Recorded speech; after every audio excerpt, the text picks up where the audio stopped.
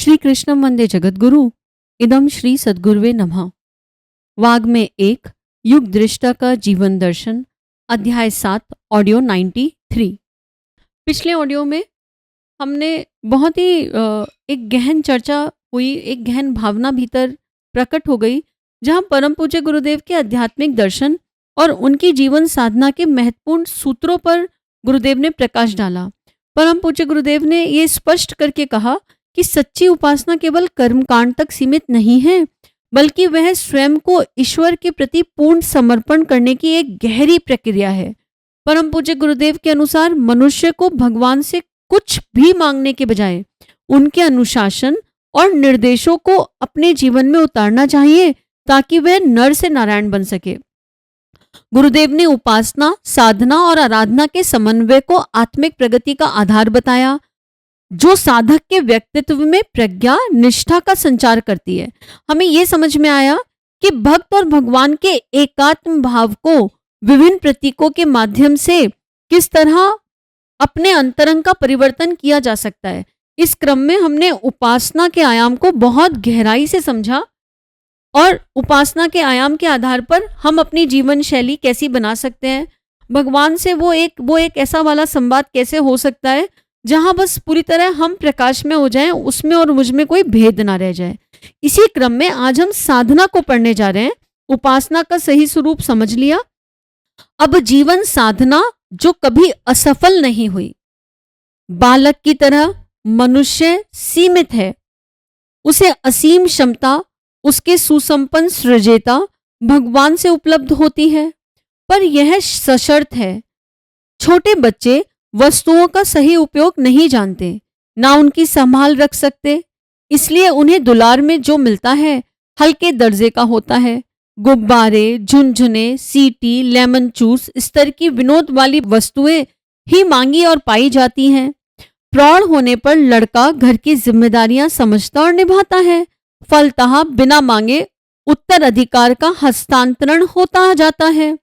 इसके लिए प्रार्थना याचना नहीं करनी पड़ती, ना दांत निपोड़ने पड़ते और ना नाक रगड़नी पड़ती है। जितना हमें मांगने में उत्साह है, उससे 1000 गुना देने में उत्साह भगवान को और महामानवों को होता है। कठिनाई एक पड़ती है, सदुपयोग कर सकने की पात्रता विकसित हुई या नहीं। इस संदर्भ में भविष्य के लिए झूठे वायदे करने से कुछ काम नहीं चलता। प्रमाण यह देना पड़ता है कि अब तक जो हाथ में था उसका उपयोग वैसा होता रहा। हिस्ट्री शीट इसी से बनती है और प्रमोशन में यह पिछला विवरण ही काम आता है। हमें पिछले कई जन्मों तक अपनी पात्रता और प्रामाणिकता सिद्ध करनी पड़ी है। जब बात पक्की हो गई तो ऊंचे क्षेत्र से अनुग्रह का सिलसिला अपने आप ही चल पड़ा। सुग्रीव, विभीषण, सुदामा, अर्जुन आदि ने जो पाया, जो कर दिखाया, वह उनके अपने पराक्रम का फल नहीं था, वरन उसमें ईश्वर की सत्ता और महत्ता काम करती रही। बड़ी नदी के साथ जुड़ी रहने पर नहरें और नहरों के साथ जुड़े रजवाहे खेतों को पानी देते रहते हैं। यदि इस सूत्र में कहीं गड़बड़ी उत्पन्न होगी तो अवरोध खड़ा होगा और सिलसिला टूटेगा। भगवान के साथ मनुष्य अपने सुदृढ़ संबंध सुनिश्चित आधारों पर ही बनाए रह सकता है, उसमें चापलूसी जैसी कोई गुंजाइश नहीं है। भगवान की किसी से ना निजी मित्रता है ना शत्रुता, वे नियमों से बंधे हैं, समदर्शी हैं। हमारी व्यक्तिगत क्षमता सर्वथा नगण्य है, प्राय जनसाधारण के समान ही उसे समझा जा सकता है। जो कुछ अतिरिक्त दिखता या बन पड़ा है उसे विशुद्ध दैवी अनुग्रह समझा जाना चाहिए। वह सीधा कम और मार्गदर्शक के माध्यम से अधिक आता रहा है, पर इससे कुछ अंतर नहीं आता। धन बैंक का है, भले ही वह नकदी के रूप में चेक, ड्राफ्ट आदि के माध्यम से मिला हो। यह देवी उपलब्धि किस प्रकार संभव हुई, इसका एक ही उत्तर है, पात्रता का अभिवर्धन। उसी का नाम है जीवन साधना। उपासना के साथ उसका अनन्य एवं घनिष्ठ संबंध है। बिजली धातु में दौड़ती है, लकड़ी में नहीं। आग सूखे को जलाती है, गीले को नहीं। माता बच्चे को गोद में तब लेती है जब वह साफ सुथरा हो। मल मूत्र में सना हो तो पहले उसे धोएंगी, पोंछेंगी, उसके बाद ही गोद में लेने और दूध पिलाने की बात करेगी। भगवान की समीपता के लिए शुद्ध चरित्र आवश्यक है। कई व्यक्ति पिछले जीवन में तो मलिन रहे, पर जिस दिन से भक्ति की साधना अपनाई उस दिन से अपना कायाकल्प कर लिया। वाल्मीकि, अंगुलीमाल, बिल्वमंगल, आजामिल आदि पिछले जीवन में कैसे ही क्यों ना रहे हो, जिस दिन से भगवान की शरण में आए उस दिन से सच्चे अर्थों में संत बन गए। हम लोग राम नाम जपना, पराया माल अपना की नीति अपनाते हैं, कुकर्म भी करते रहते हैं, पर साथ ही भजन पूजन के सहारे उनके दंड से छूट मिल जाए ऐसा सोचते रहते हैं। यह कैसी विडंबना है। कपड़े को रंगने से पूर्व धोना पड़ता है, बीज बोने से पूर्व जमीन जोतनी पड़ती है। भगवान का अनुग्रह अर्जित करने के लिए भी शुद्ध जीवन की आवश्यकता है। साधक ही सच्चे अर्थों में उपासक हो सकता है। जिससे जीवन साधना नहीं बन पड़ी उसका चिंतन, चरित्र, आहार विहार मस्तिष्क अवांछनीयताओं से भरा रहेगा, फलतः मन लगेगा ही नहीं। लिप्साएं और तृष्णाएं जिनके मन को हर घड़ी उद्विग्न किए रहती हैं, उनसे ना एकाग्रता सधेगी और ना चित्त की तन्मयता आएगी। कर्मकांड की चिन्ह पूजा भर से कुछ बात बनती नहीं। भजन का भावनाओं से सीधा संबंध है। जहां भावनाएं होंगी वहां मनुष्य अपने गुण, कर्म, स्वभाव में सात्विकता का समावेश अवश्य करेगा। संभ्रांत मेहमान घर में आते हैं, उत्सव होते हैं तो घर की सफाई पुताई करनी पड़ती है। जिस हृदय में भगवान को स्थान देना है उसे कषाय कल्मशों से स्वच्छ किया जाना चाहिए। इसके लिए आत्मनिरीक्षण, आत्म सुधार, आत्मनिर्माण और आत्म विकास की चारों ही दिशा धाराओं में भरना आवश्यक है। इन तथ्यों को हमें भली प्रकार समझाया गया, सच्चे मन से उसे हृदयगम भी किया गया। सोचा गया कि आखिर गहृत जीवन बनता क्यों है। निष्कर्ष निकाला गया, इन सभी के उद्गम केंद्र तीन हैं: लोभ, मोह, अहंकार। जिसमें इनकी जितनी ज्यादा मात्रा होगी वह उतना ही अवगति की ओर घिसटता चला जाएगा। क्रियाएं वृत्तियों से उत्पन्न होती हैं, शरीर मन के द्वारा संचालित होता है। मन में जैसी उमंगे हैं शरीर वैसी ही गतिविधियां अपनाने लगता है। इसलिए अवांछनीय कृत्यों, दुष्कृत्यों के लिए शरीर को नहीं मन को उत्तरदायी समझा जाना चाहिए। इस तथ्य को ध्यान में रखते हुए विश्व वृक्ष की जड़ काटना उपयुक्त समझा गया और जीवन साधना का आधारभूत क्षेत्र मन से ही आरंभ किया गया। देखा गया है कि अपराध प्राय आर्थिक प्रलोभनों या आवश्यकताओं के कारण होते हैं। इसलिए उनकी जड़ें काटने के लिए औसत भारतीय स्तर का जीवन यापन अपनाने का व्रत लिया गया। अपनी निज की कमाई कितनी ही क्यों ना हो, भले ही वह ईमानदारी या परिश्रम की ही क्यों ना हो, पर उसमें से अपने लिए, परिवार के लिए खर्च देशी हिसाब से किया जाए, जिससे कि औसत भारतीय गुजारा करना संभव हो। यह सादा जीवन उच्च विचार का व्यवहारिक निर्धारण है। सिद्धांततः कई लोग इसे पसंद करते हैं और उसका समर्थन भी, पर जब अपने निज के जीवन में इसका प्रयोग करने का प्रश्न आता है तो उसे असंभव कहने लगते हैं। ऐसा निर्वाह व्रतशील होकर ही निभाया जा सकता है। साथ ही परिवार वालों को इसके लिए सिद्धांततः और व्यवहारतः तैयार करना पड़ता है। इस संदर्भ में सबसे बड़ी कठिनाई लोक प्रचलन की आती है। जब सभी लोग ईमानदारी बेईमानी की कमाई से गुलछड़े उड़ाते हैं तो हम लोग ही अपने ऊपर ऐसा अंकुश क्यों लगाएं? इस प्रश्न पर परिजनों और उनके पक्षधर रिश्तेदारों को सहमत करना बहुत कठिन पड़ता है। फिर भी यदि बात तर्क, तथ्य और परिणामों के सबूत देते हुए ठीक तरह प्रस्तुत की जा सके और अपने निज का मन दृढ़ है तो फिर अपने समीपवर्ती लोगों पर कुछ भी असर ना पड़े ऐसा नहीं हो सकता। आर्थिक अनाचारों की जड़ काटनी है तो यह कार्य इसी स्तर के लोक शिक्षण एवं प्रचलन से संभव होगा। उस विश्वास के साथ अपनी बात पर दृढ़ रहा गया। घिया मंडी मथुरा में अपना परिवार 5 सदस्यों का था।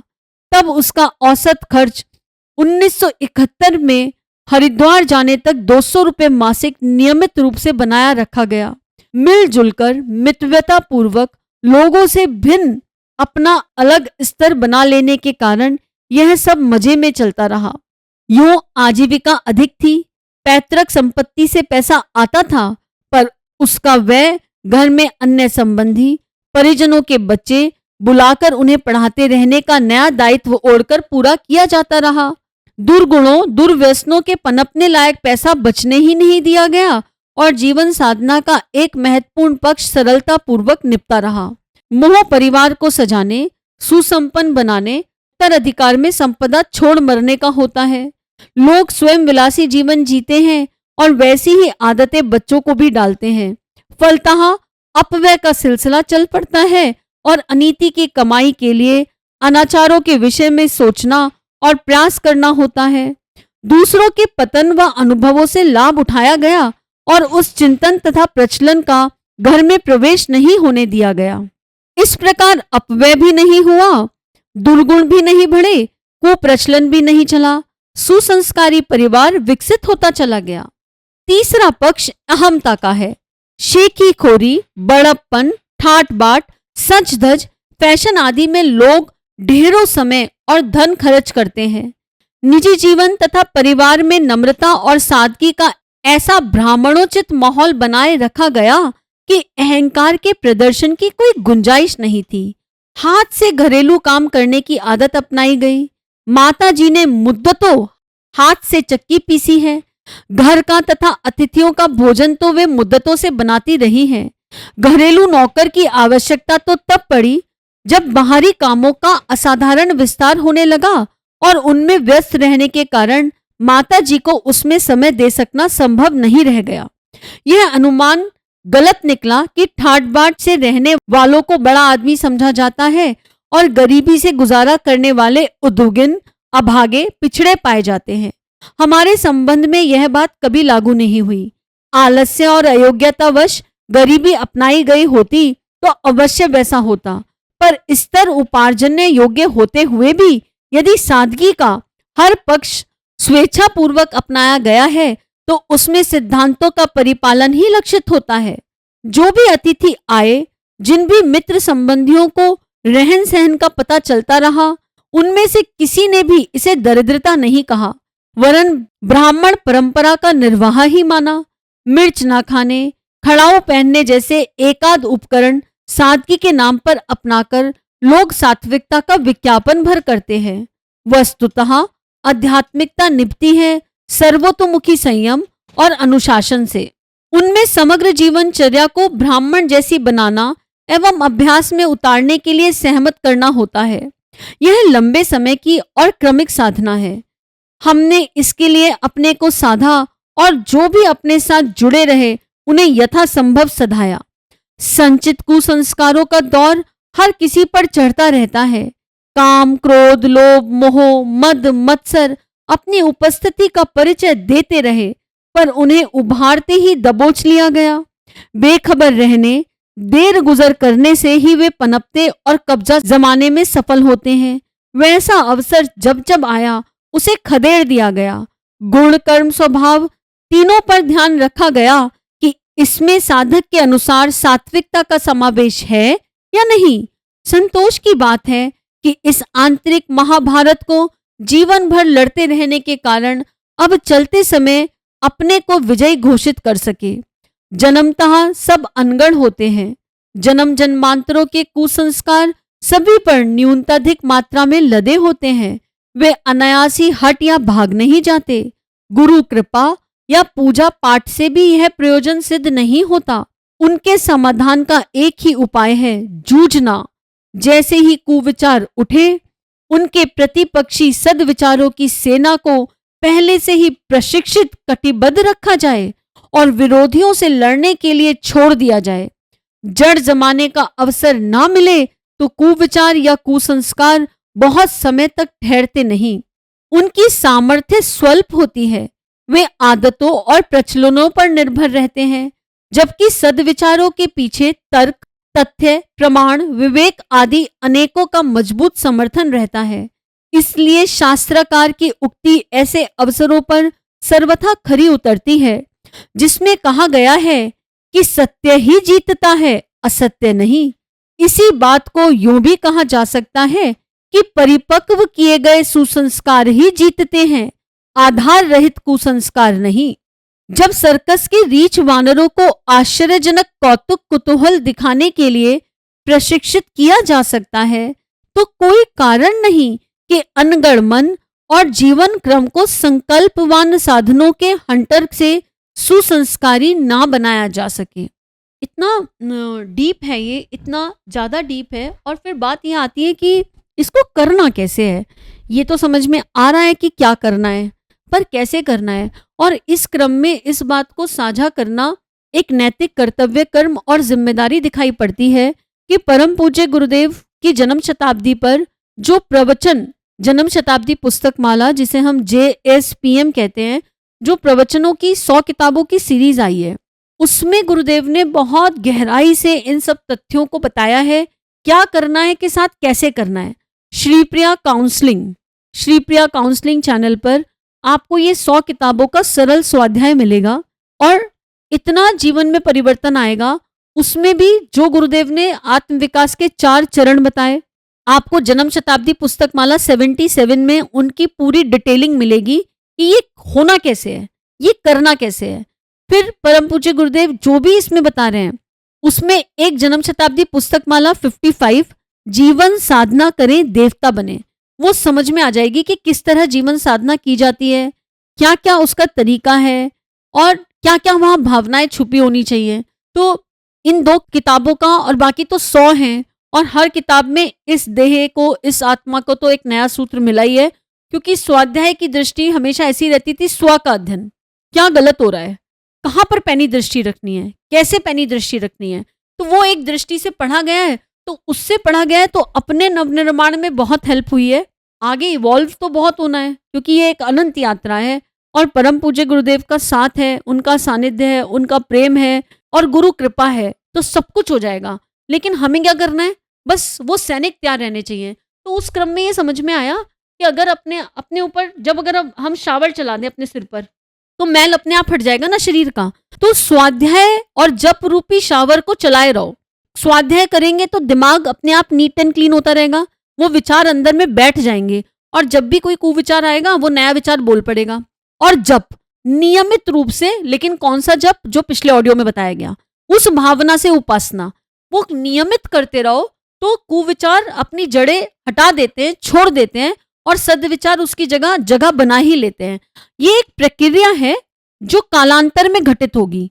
लेकिन पता है क्या, ऐसा नहीं होता कि अंतर नहीं आ रहा है। अगर आप आज इस यात्रा को शुरू कर रहे हैं तो वो अंतर ऐसे होते हैं जो दिखाई नहीं पड़ते पर अंदर हो रहे होते हैं। देखो, जब मुझे ये एग्जाम्पल बहुत अच्छा लगता है कि एक बच्चा जब जन्म लेता है तो जन्म लेते के साथ ही उसकी हाइट बढ़नी शुरू हो जाती है, पर हम रोज रोज देखते हैं तो हमें बढ़ती हुई हाइट दिखाई तो नहीं देती है। लेकिन जब कोई दूसरा व्यक्ति आता है तो देखता है, अरे बच्चा इतना बड़ा हो गया। ऐसे ही जब हम उपासना और साधना का गुरु कृपा से सहारा लेते हैं, सानिध्य लेते हैं, अवलंबन लेते हैं, तो परिवर्तन शुरू हो जाता है, वो दिखाई पड़े या ना पड़े। पर मंत्र और साधना, उपासना और साधना अपना काम करती हैं। तो आज के लिए इसको इतना ही पढ़ते हैं और गहराई से समझते हैं, आत्मसात करते हैं, क्योंकि ये ना जीने योग्य है। मतलब ये केवल सुनना नहीं है, इसको फील करना है। तो आज से ही संकल्प ले लीजिए कि हम उपासना करेंगे और ऐसी वाली उपासना करेंगे कि अब हम भगवान से कुछ नहीं मांगेंगे। भगवान को चाहो, भगवान से कुछ मत चाहो। और 1 घंटे की मिनिमम उपासना, गायत्री और साधना, हर समय चौकीदारी, हर समय भावनाओं और विचारणाओं की चौकीदारी। कोई ऐसा भाव विचार आने तो नहीं पा रहा है जो मुझे, मेरे परिवार को, समाज को, राष्ट्र को, ब्रह्मांड को मैला कर रहा हो, जो प्रेम के विपरीत हो। ये एक स्ट्रांग चौकीदारी अब हम करेंगे। आप लोग अपने अनुभव हमसे साझा करिए, जो भी आपने इस क्रम में जिया हो, क्योंकि गुरुदेव हम सबके हैं और सबको बराबर अंतश प्रेरणाएं दे रहे हैं। आइए मिल करके परम पूज्य गुरुदेव की इस लेखनी से आत्मनिर्माण करें, और आत्मनिर्माण हो जाएगा तो युग निर्माण अपने आप हो जाएगा। सभी को प्रणाम। 21वीं सदी उज्जवल भविष्य। भारत माता की जय। वंदे मातरम। वांग्मय अर्थात साहित्य, शब्द, विचार और भावनाओं का दिव्य संग्रह। युग ऋषि पंडित श्री राम शर्मा आचार्य जी की इस धरोहर को ऑडियो रूप में सुनने के लिए चैनल को लाइक करें, सब्सक्राइब करें और नोटिफिकेशन ऑन करें। गुरुवाणी जन जन तक पहुँचाएं। हृदय से धन्यवाद।